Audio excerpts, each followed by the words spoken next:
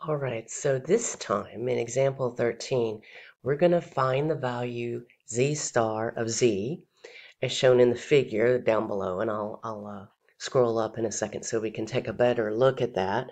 But we want to cut off a right tail of area 0.0250 in the standard normal distribution. We want to find the number such that the probability of z is greater than z star and is equal to 0.0250.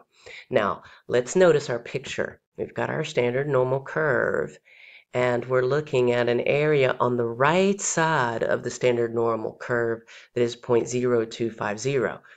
Now recall earlier when we were asked for the probability that something was to the right, we looked up that probability and then we subtracted it from 1. Now we're going to do exactly the opposite of that to get back our z value.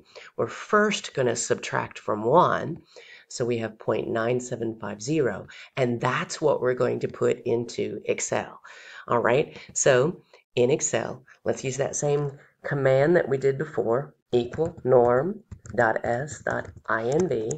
and we're going to put in 0.9750